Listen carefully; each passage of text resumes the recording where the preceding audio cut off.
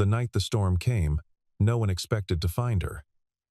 No one expected her to be alive, and no one, least of all the man who pulled her from the sea, could have known that saving her life would set in motion the unraveling of the most powerful conspiracy Greyhaven had ever seen.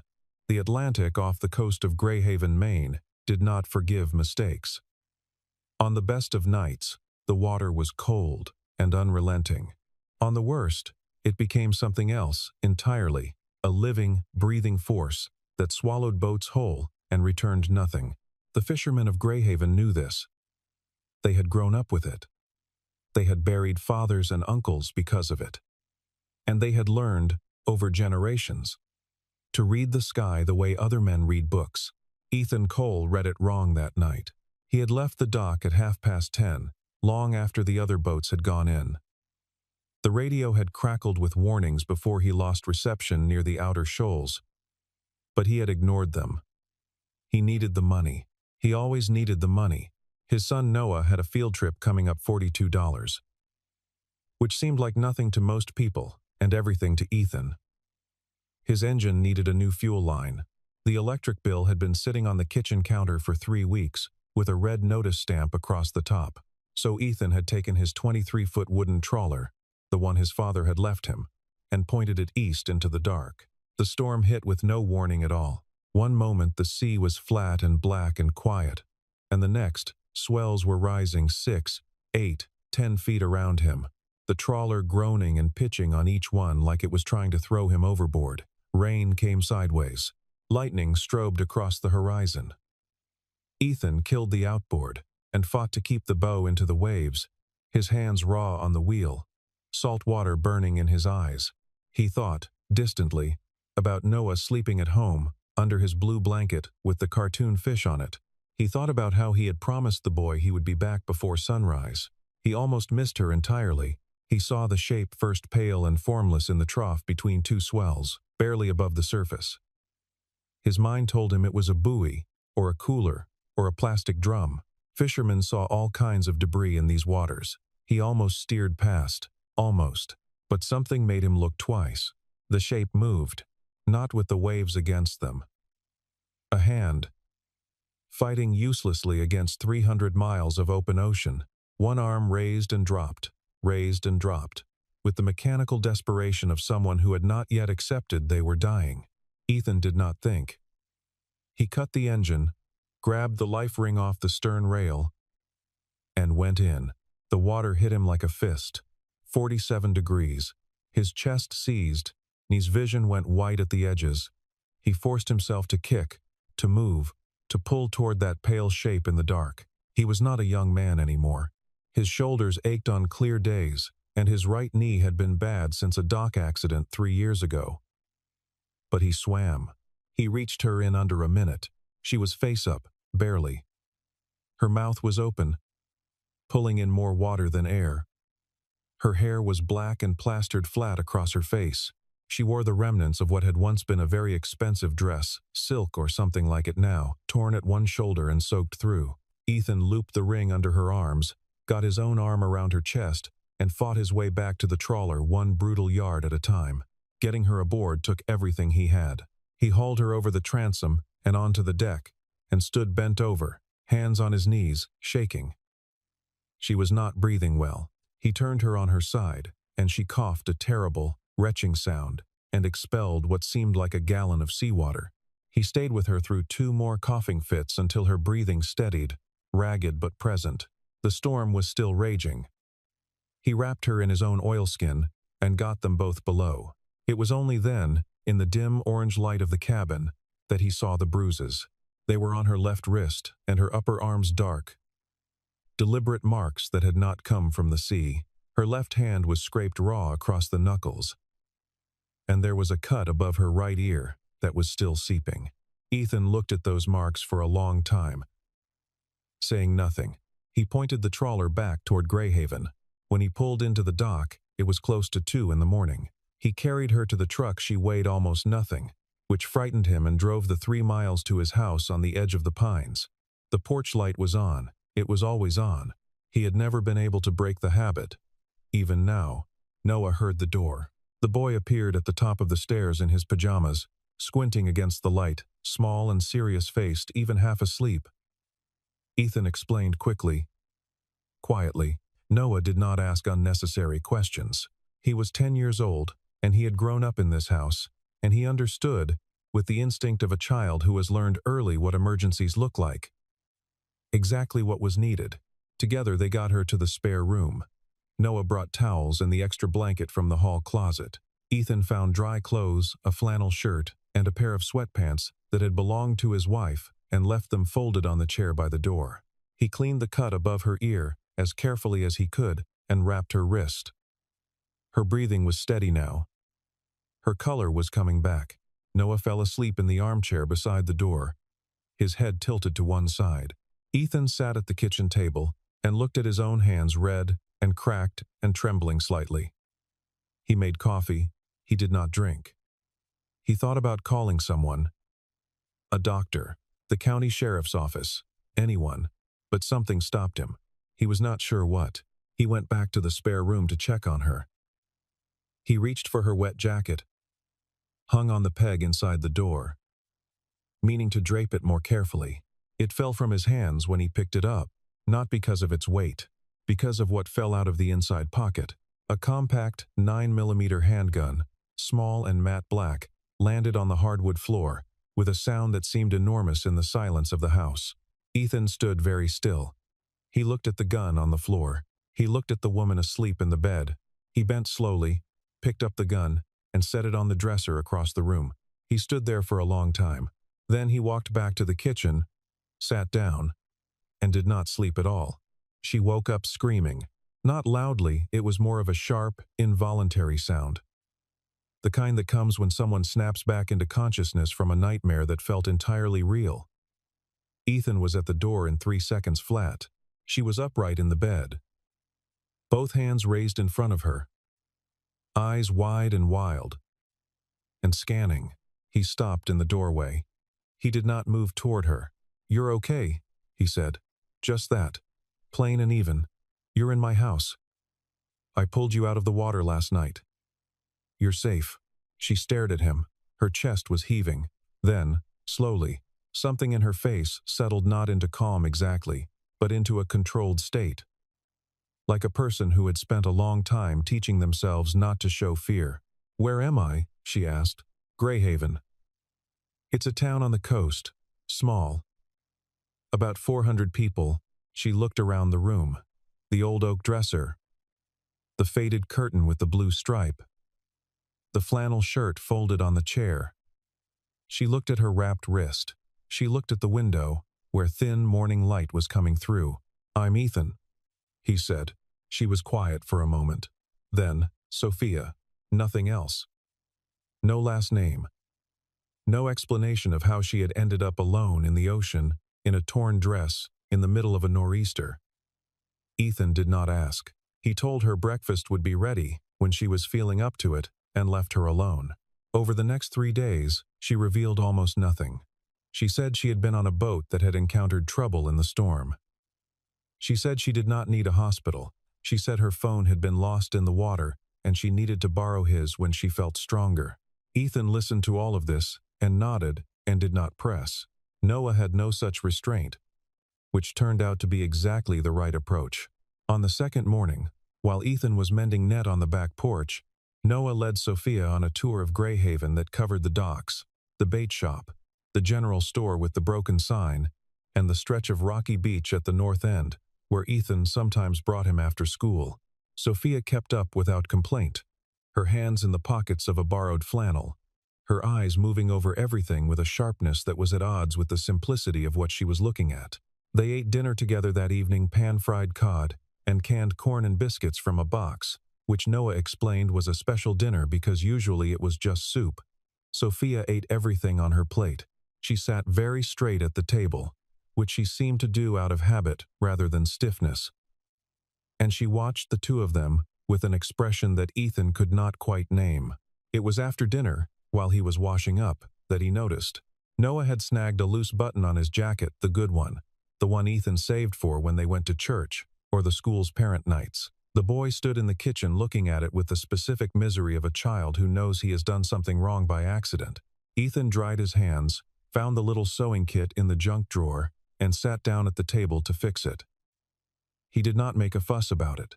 He just threaded the needle and sewed the button back on, while Noah held his jacket and talked about something that had happened at recess. Sophia stood in the doorway and watched this for longer than she realized. She had grown up in houses full of expensive things and very little warmth. She knew what it looked like when people loved each other carefully, when they took the small damages of daily life seriously, when they repaired things instead of replacing them. She had not seen it in a long time. She excused herself before either of them noticed she was standing there.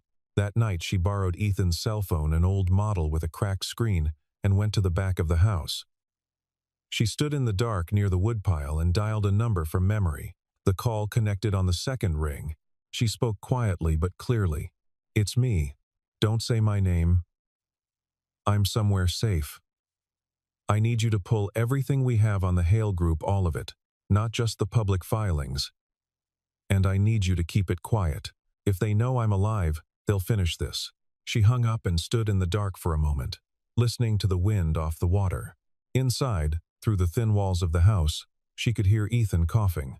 It was a persistent, dry sound, the kind that settles into a man's chest when he's been out in cold air too many nights without proper rest.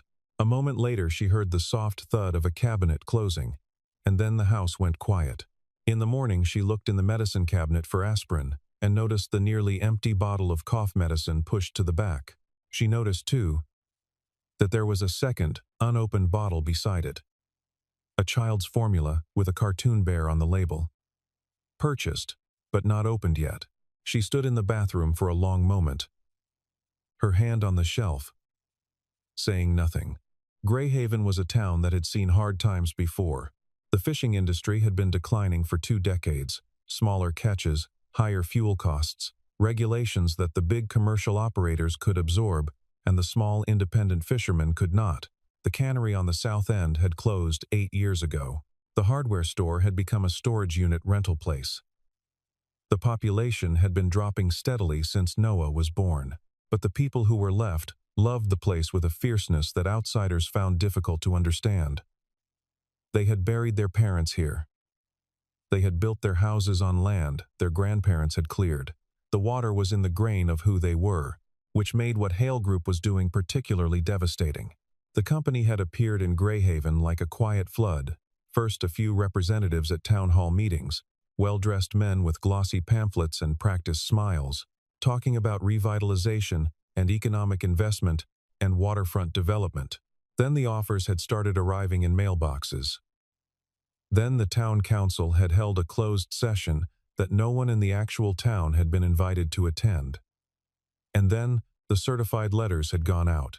The letters were polite. They were also non-negotiable. Hale Group intended to purchase the entire stretch of coastal property from Millbrook Road to the northern point, 47 properties, in total, for the purpose of constructing a luxury resort and marina complex. The offered purchase price per parcel was about 60% of assessed value. The letters thanked residents for their cooperation and provided a deadline for response. That deadline was 3 weeks away. Within those 3 weeks, the following things happened. 2 families who refused to respond found their water service interrupted for what the town utility office described as routine maintenance. A man named Roy Garrett, who had written an angry letter to the county newspaper, had his fishing license suspended over a paperwork discrepancy that he had never been notified of. The owner of the bait shop, a 61-year-old woman named Darlene, who had run the business for 30 years, received a visit from a county code inspector who cited 14 violations that had never been issues before. The town understood the message. Ethan attended the community meeting at the Greyhaven Grange on a Thursday night. Sophia sitting quietly in the back row in borrowed clothes, her hair pulled back, watching. The meeting was not what most people would have called productive. The mayor, a soft-handed man named Whitmore, who had held the office for 11 years, sat behind the table at the front of the room and explained, with practiced sympathy, that the town had very limited legal options. The Hale Group's offer was within legal bounds. The purchase process was voluntary. When Ethan stood up to speak, the room went quiet. He was not an angry man by nature. His voice was low and measured. He said that the land his family had farmed and fished for 4 generations was not for sale at any price. He said that his wife had wanted to be buried near the water she had loved, and her ashes were interred near the bluff at the northern edge of the coal property. He said that what was being done to Greyhaven was not development, it was erasure. Mayor Whitmore thanked him for his comments. Sophia, in the back row, watched the mayor's face while Ethan spoke. She watched the careful blankness of it, the practiced non-reaction, the slight tension around the eyes that other people might have missed. She did not miss it. She also did not miss the folder sitting open on the table in front of the mayor, half turned away from the audience. From her angle in the back row, she could see only the top corner of the document inside a letterhead. A logo. Hale Group. She recognized it immediately. The interlocked H and G, navy blue against white. She had seen it in her own company's files, referenced in a subsidiary acquisition deal that had struck her as unusual 6 weeks ago, right before everything had gone wrong. She sat very still for the rest of the meeting. When it was over, she walked out into the parking lot beside Ethan and Noah and said nothing for a long time. The night air smelled of pine and salt. Noah reached up and took her hand without thinking about it, and she let him, and the three of them walked to the truck in silence. They came looking for her on the 4th day. 2 black SUVs came slowly down the main street of Greyhaven at around noon, moving in the particular unhurried way of people who are not concerned about being noticed. They stopped at the hardware store, at the diner, at the dockmaster's office. The men who got out were large and wore the kind of casual clothes that were too clean and too coordinated to be accidental. They asked about a woman late 30s, dark hair, might have been injured. Said they were with an insurance company following up on a maritime incident. Ethan heard about it from Darlene at the bait shop, who had sent them on their way with misdirection that was technically not lying but was certainly not helpful. He found Sophia sitting on the back steps that afternoon, watching the tree line. Black SUVs, he said. He was not a man who softened things unnecessarily. She nodded. She did not seem surprised. Insurance company, he said. They're not an insurance company. A silence stretched between them. A gull called somewhere above the pines. You should probably leave, Ethan said, before they find you here. She looked at him. There was something in her expression that he had not seen before, not the controlled composure she usually wore, but something rawer than that, something that looked, very briefly, like the face of a person who was tired of being alone with whatever she was carrying. I know, she said. That night, after dinner, Noah helped with the dishes while Ethan read at the kitchen table. At some point, Noah wandered into the living room and came back. Is Sophia leaving? He asked. Ethan looked up from his book. Probably soon. Noah processed this. He dried a glass with careful thoroughness. Will you come back? He asked when Sophia came in from the back porch. She stopped in the kitchen doorway. The question, so simple, so direct, the way only children can manage, caught her in the chest like something physical. She looked at the boy, small and serious-eyed in his damp dish towel, and she did not answer right away. I don't know, she said finally. Noah seemed to accept this. He handed her a glass to dry. That night, she could not sleep. She found herself at the door of the kitchen at close to midnight, watching through the half-open doorway. Ethan was asleep at the table, not in a chair, but slumped forward with his head on his folded arms. Surrounded by a spread of papers, she could see what they were from the doorway. Bills. A bank statement. A letter with a red header that said final notice. An open ledger with numbers handwritten in careful columns. Some of them circled. He had fallen asleep over his accounts. She stood there a long time and did not go in. The helicopter came for her the next morning. It appeared over the tree line to the north at around 9 o'clock. A sleek private machine that had no business being in the airspace above a small Maine fishing town. It landed in the open field at the edge of the coal property. And 2 people climbed out, a man in a dark suit and a woman with a tablet and an earpiece. Ethan had been fixing a section of the dock when he heard it. He walked back to the house to find Sophia already dressed in clothes that had arrived the previous evening in a delivery that nobody had ordered but that she seemed to have expected. She was standing in the yard looking composed in a way that seemed to require some effort. She turned to face him. "I owe you more than I can say," she said. He looked at the helicopter. He looked at her. Something moved across his face that he did not put into words. "My name is Sophia Bennett," she said. Bennett Holdings. He recognized the name. Anyone who had been watching the business news recently would have. Bennett Holdings was one of the largest commercial real estate development companies on the eastern seaboard, publicly traded, with projects in 14 states. He said nothing for a moment. "The gun," he said. "I put it on the dresser." "I know. I found it. Thank you. Are you safe?" She looked at him steadily. "I will be." She walked to the helicopter and climbed in, and the door closed. Ethan stood in the field and watched it go. Then he went back to the dock and picked up his tools and went back to work. Within 2 weeks, his trawler was vandalized, its engine compartment flooded with diesel and seawater through a deliberately opened valve. The damage was not catastrophic, but it was enough to ground the boat for the better part of a month. The repair estimate was $4,000, which Ethan did not have. His bank, a regional lender that had been carrying his fishing operation loan for 3 years, sent a letter shortly afterward, notifying him that his line of credit had been called in early due to a review of his account. He had 60 days to repay the balance. The town code office sent a notice that his property required an updated structural survey before any transfer or modification of title could occur. The notice was backdated by 2 weeks, making his response deadline appear to be in the past. And then one evening Noah came home from school and did not talk at dinner. Ethan waited. After the dishes were done, Noah sat at the kitchen table and aligned his fork and spoon with mechanical precision. "They said we're going to lose the house," he said. Ethan sat down across from him. "Kids at school?" "Tommy Whitmore, the mayor's son. He said his dad told him that our property was going to be the main entrance to the new resort.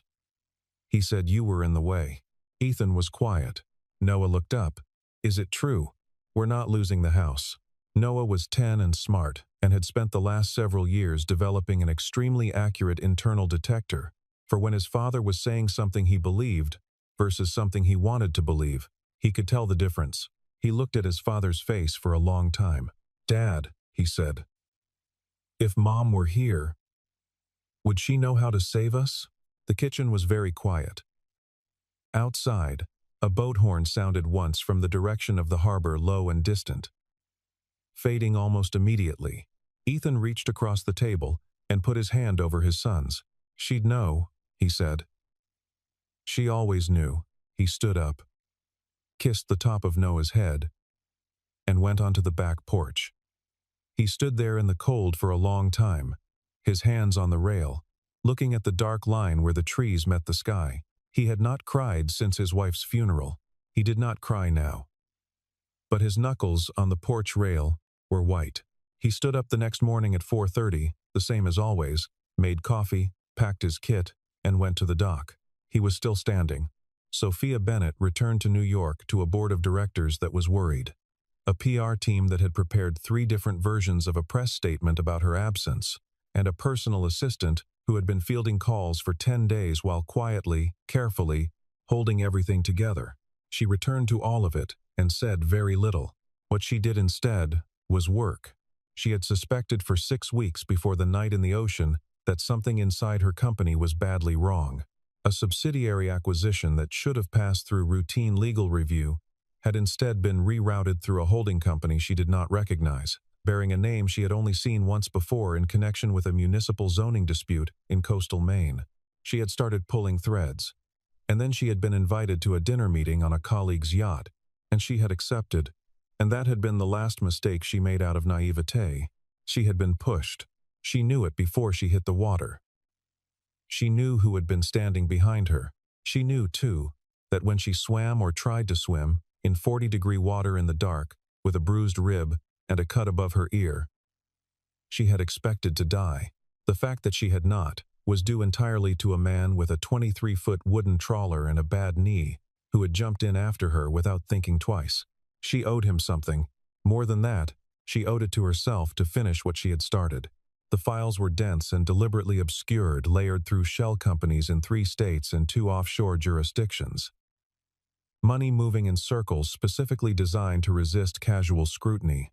But Sophia Bennett had not built one of the most successful real estate holding companies on the eastern seaboard by being a casual scrutinizer. She worked 18 hours a day for 10 days. She brought in 2 forensic accountants she trusted completely, and her longtime corporate attorney, a sharp-eyed woman named Margaret Arliss, who had been practicing securities law for 30 years and had seen most things but raised an eyebrow at this. What they found was methodical and ugly. Victor Hale, founder and chairman of Hale Group, had been operating a long-running scheme of municipal corruption along the entire northern New England coast. The pattern was consistent: identify undervalued coastal land in economically distressed communities, establish informal agreements with local officials through a network of consulting payments and campaign contributions, engineer conditions that made voluntary sale preferable to the alternatives, and acquire properties at suppressed prices for development at luxury scale. The returns were extraordinary. The human cost was invisible in the financial documentation. The Greyhaven project was simply the latest iteration. But there was more. Victor Hale had also, over the previous 18 months, been positioning to acquire a significant stake in Bennett Holdings itself, using a series of proxy investors and a coordinated short-selling campaign. Sophia's continued leadership was the only thing preventing a hostile restructuring. The night on the yacht had not been about silencing a rival. It had been about removing the one person who could expose the entire operation. Sophia found this section of the documentation on a Tuesday afternoon. She sat for a long time without moving. Then she found the property lists. The Greyhaven acquisition targets were itemized with cold efficiency parcel numbers, assessed values, acquisition costs, projected post-development values. Each parcel had a status note. Most said compliant or pending signature. A small number said non-compliant with follow-up actions listed: utility interruption, code enforcement referral, credit review. She scrolled to the C's. Coal property, Millbrook Road extension non-compliant. Active follow-up. Problem resident. Estimated resolution. Coercive pressure. Judicial enforcement, if necessary. Do not allow media contact. She stared at the words problem resident for a very long time. Then she opened a new folder on her computer and started building. She also found something else, almost at the end. A photograph, pulled from a surveillance capture a meeting in a restaurant that someone had documented carefully. 2 men at a table, leaning together over what appeared to be documents. Victor Hale and Mayor Whitmore of Greyhaven. The date stamp on the photograph was 6 days before the first certified letters had arrived in Greyhaven mailboxes. The notice of physical enforcement arrived at the Cole property on a Wednesday. It was delivered by a county sheriff's deputy who had the look of a man performing a duty he did not feel good about. He would not meet Ethan's eyes when he handed him the envelope. The notice informed Ethan that the property had been subject to a lien filing due to outstanding municipal infractions, and that physical proceedings would begin in 5 business days to facilitate transfer of title to Hale Group Development LLC, in accordance with the settlement terms agreed to by the town of Greyhaven. Ethan had agreed to no settlement terms. He called the number on the notice and was told the matter had already been adjudicated. He called a legal aid clinic in the county seat and left a message that was not returned. He drove to the county courthouse and spoke to a clerk who gave him 3 forms to fill out and said the filing deadline had already passed. He drove home in silence. Noah was at school. The house was empty. Ethan stood in the kitchen and looked at the room, the counter where his wife used to stack her recipe books, the window above the sink where she had kept a small clay pot with herbs, the faded rectangle on the wall where a photograph had hung before the humidity warped the frame, and he had taken it down, meaning to replace it, and had not yet gotten around to it. He made coffee and sat down. On the 5th day, a Monday morning, they came. 3 county sheriff vehicles. A flatbed truck carrying a small yellow excavator. 3 men in Hale Group, logoed fleece vests. 2 representatives from the county code office. A woman with a clipboard who introduced herself as a title transfer coordinator. And, trailing behind them at a distance that was clearly deliberate, 2 local news cameras. Word had gotten out. Half the town was already there. People lined the edge of the property. Roy Garrett, with his hands in his fists, Darlene with her arms crossed, a dozen others who had already signed their own papers because they had no other choice but who had come out anyway, because there are things that people show up for even when there is nothing they can do. The title transfer coordinator approached Ethan with the clipboard. "Mr. Cole, we're here to complete the transfer process. If you'll just sign at the bottom of the highlighted sections, we can make this as straightforward as possible for everyone." He looked at the papers. He looked at the people behind her, the deputy standing with his thumbs in his belt, the Hale Group representatives exchanging quiet words, the mayor's aide watching from a discreet distance. He looked at his son, standing just behind him, small and still and white-faced. He looked at the papers again. He held out his hand for the pen.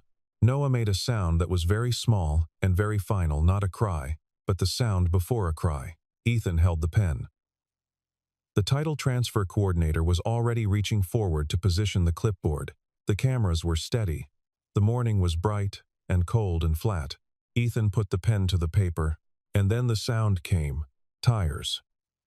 Multiple vehicles, moving fast, the growl of heavy engines and then the shriek of brakes on gravel.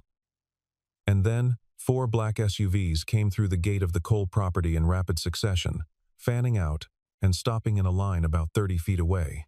For one very long second, nobody moved. Then the door of the lead vehicle opened. She was dressed for war.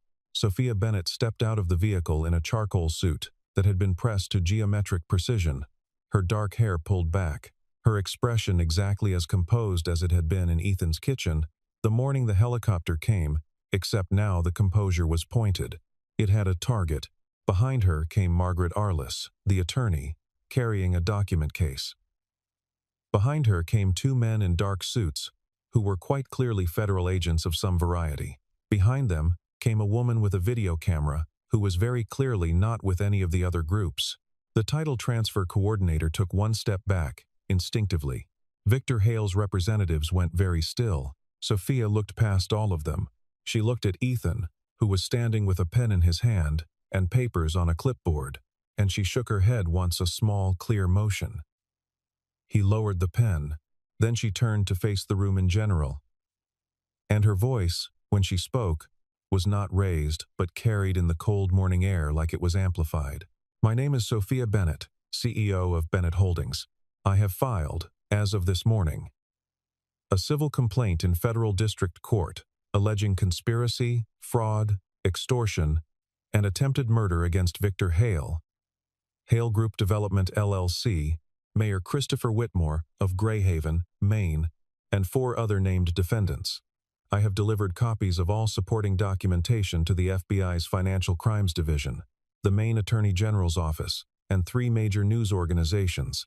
Victor Hale was standing at the edge of the group near the flatbed truck. He had gone the color of old chalk. The documentation includes financial records showing the systematic bribery of municipal officials in 11 coastal communities over 9 years, the coercive suppression of residential property values through deliberate utility and regulatory abuse, the fraudulent conveyance of public land use agreements to private entities, and evidence of a premeditated assault on my person on the evening of the 14th, carried out under the direction of Victor Hale, with the intent to prevent this information from becoming public. She paused.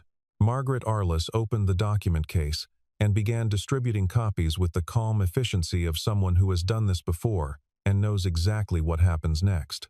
Victor Hale found his voice. These are unsubstantiated. The accounts are documented, Sophia said. The payments are traced. The communications are on record. She looked at him directly. "And the fisherman you've been calling a problem resident, the man you labeled worthless in your internal documents, is the only genuinely honest man in this town." The federal agents were moving. Victor Hale took one step backward and then stopped, because there was nowhere to go. Mayor Whitmore, still standing near the road, turned and walked very quickly toward his car. But the second pair of federal agents had anticipated this and were already there. The exchange that followed was brief and not dignified. The title transfer coordinator set down her clipboard on the hood of the county vehicle and walked away. The camera crews were rolling. Ethan stood very still through all of it. He was still holding the pen. At some point, Noah moved to stand beside him, and Ethan's hand came down to rest on the boy's shoulder. Neither of them spoke. When the handcuffs were on, and Victor Hale had been guided into the back of a federal vehicle, Sophia crossed the yard to where Ethan stood. She looked at him for a moment. "I'm sorry it took this long," she said. "You got here," he said. Noah looked up at both of them. He said nothing, which was unusual for him, but he reached over and tugged once on Sophia's sleeve, and she looked down, and he gave a single nod. The very particular nod of a 10-year-old boy who has decided something important and is registering it formally. She nodded back. The federal case moved quickly. As these things went, when the documentation was thorough, Victor Hale was indicted on 17 counts covering conspiracy, bribery, fraud, and 1 count of criminal solicitation relating to the incident on the yacht. Mayor Whitmore and 2 members of the town council resigned within the week and faced their own separate proceedings. 4 Hale Group executives entered into cooperation agreements. The coastal development projects in 11 communities, including Greyhaven, were frozen pending review of all associated land transactions. 47 families in Greyhaven received formal notification that the property transfer process initiated by Hale Group had been invalidated, and that all associated liens and code enforcement actions had been rescinded. Roy Garrett's fishing license was reinstated. Darlene's code violations were dismissed. The family, whose water had been shut off, received a formal apology from the County Utility Authority, which, given the circumstances, they accepted with more grace than was strictly necessary. Ethan's bank loan was restructured under a federal small business protection program connected to the fraud investigation. His trawler was repaired at no cost to him. The state paid for it as part of a broader restitution framework, and he was back on the water within 3 weeks of the morning in the yard. He returned to his same schedule. Early mornings, cold coffee, the long quiet of the open water. He was not a man who adjusted easily to being talked about. And he was talked about a great deal in Greyhaven for a while. The local paper ran a piece about him. A larger paper picked it up. He declined 3 interview requests with the same polite brevity and went back to his nets. Noah handled the attention better. He gave one interview to the school newspaper, a single paragraph, characteristically direct, in which he said that his dad had always told him you help people because it's the right thing to do, not because of what you get for it. The interview was reprinted in 2 state newspapers, which Noah thought was funny and his father thought was a little much. Sophia Bennett returned to New York and to the complicated work of untangling everything that the investigation had surfaced. She also did something else. She established the Greyhaven Coastal Community Fund, a private endowment of significant size, structured to provide low-interest loan access and technical assistance to independent fishermen and small coastal businesses in economically distressed communities along the northern New England coast. The initial focus was Greyhaven itself. The bait shop, the boat repair outfit that had been on the verge of closing, the cooperative that the remaining fishermen were trying to organize. She also arranged for the town's crumbling dock infrastructure, which had been deteriorating for years, without the budget to address it, to receive a renovation grant that did not require the town to accept any private development conditions. The new dock pilings went in that fall. Ethan helped with the work. She came back to Greyhaven in late October. She came alone, no aide, no assistant, no vehicle beyond a rental car she had driven herself up from Portland. She wore jeans and a heavy sweater and boots that were practical rather than expensive. She drove down the main street and parked in front of the general store. And Darlene, who saw everything, noticed her immediately and said nothing to anyone for 45 minutes, which was approximately 44 minutes longer than usual for Darlene. She walked first to the northern bluff. The coal property extended to the edge of the bluff, where a rough wooden bench had been installed years ago facing the water. There was a small marker near the bench, a flat stone with a name carved in it. Ellen Cole. Below the name, a line that Ethan had carved himself. She loved this water, and it loved her back. Sophia stood there for a long time with the wind coming off the Atlantic. She thought about a man who had jumped into 40-degree water in the middle of a storm for a stranger. She thought about what it said about a person, not their courage, exactly, because courage is too simple a word for it, but their fundamental orientation toward other people, the assumption, so ingrained it required no deliberation, that someone in the water was worth going in after. She thought about the bills on the kitchen table, the child's cough medicine, the button sewn back on with the sewing kit from the junk drawer. She thought, he never stopped loving her. That's why he knows how to love people honestly. Not the people he's supposed to love, or the people who are convenient to love. Just people, as a practice, as a way of being. She stood at the bluff until the light started to go golden, and the water below turned the color of hammered copper. Then she walked back down the hill to the coal house. Greyhaven woke up slowly that fall, the way a place does when it has been holding its breath for a long time, and finally remembers how to exhale. The dock renovation brought contractors and work crews, and the particular energy of people building something. The bait shop stayed open. Two young couples who had moved away 2 years ago, citing the economic uncertainty, quietly came back and reopened a boat charter business that had been shuttered. A small seafood restaurant that had been running on reduced hours returned to full service. There was noise again at the harbor. On weekend mornings, the sound of engines turning over, of boats pulling out into the chop, of people calling to each other across the water. It was not a transformation, it was a return. Which is a different thing. Ethan noticed all of it, without saying much about it. He was constitutionally unsuited to optimism as a public position, but on mornings when the water was flat and the light was good, he stayed out a little longer than strictly necessary. And he came back to the dock in a state that, in another man, might have been called happy. Noah turned 11 in November and had a birthday party for the first time in several years. 6 friends from school, a chocolate cake from the bakery in the next town, and a persistent argument about a board game that lasted until nearly 9 o'clock and was never fully resolved. Ethan sat at the kitchen table through all of it, with a cup of coffee going cold and a book open and unread. And every so often he looked up at the noise and the mess and the complete ordinary chaos of it, and his expression was something that he would not have been able to name precisely, but that those who knew him recognized immediately. He was content. Sophia came to the door on a Saturday evening in late October, just as the last of the light was leaving the sky. She knocked, which Ethan thought was interesting, given that she had lived in this house for 4 days and never knocked once. The door opened, and Noah looked up at her. He was in his school sweatshirt, with a marker cap hanging off his nose from some project that was apparently underway on the kitchen table. He regarded her with the calm assessment he applied to most things. "You came back," he said. "I did." He considered her. The marker cap fell off his nose. He did not seem to notice. "Are you staying for dinner?" he asked. Then, with the particular gravity of someone asking a question that means more than its words, "Or forever?"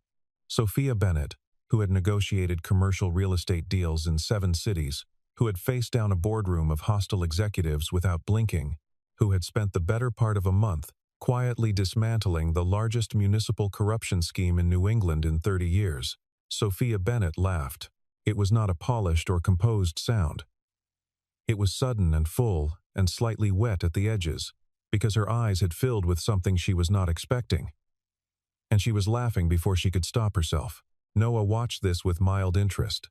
"Dinner," she said, when she had recovered enough to speak. "For now." "Dinner." He nodded, satisfied, and stepped back from the door. Ethan was at the kitchen counter when she came in.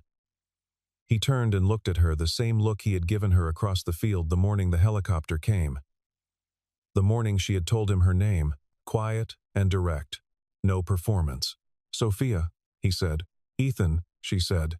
Noah had already returned to his project and was narrating it to no one in particular, explaining in detailed and not entirely sequential terms why the thing he was building would work despite structural concerns that were, in his opinion, overstated. Ethan set an extra plate on the counter. They ate together. Later, long after Noah had gone to bed, and the dishes were done, and the house had gone quiet in its particular way, the settling of old wood, the distant sound of water, the two of them stood at the window that faced the north. The sky was clear and very dark, and the stars over the Atlantic were bright, in a way they only are far from city light. The water was out there, vast and indifferent and old, moving in the dark as it always had and always would. It had taken his wife from him. In a way, the illness that took her had come on a winter like any other.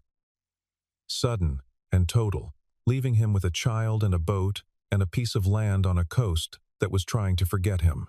And it had nearly taken Sophia, on a night when the storm and the men behind it had seemed perfectly designed to make her disappear without a trace. Instead, she was here. He did not say any of this. He was not a man who said things like that, but she stood beside him at the window, and they both looked out at the water, and neither of them felt any need to fill the silence, because the silence was not empty. The sea that had almost taken everything had given something back, and Greyhaven, on the edge of that cold and indifferent water, was still standing. So were they,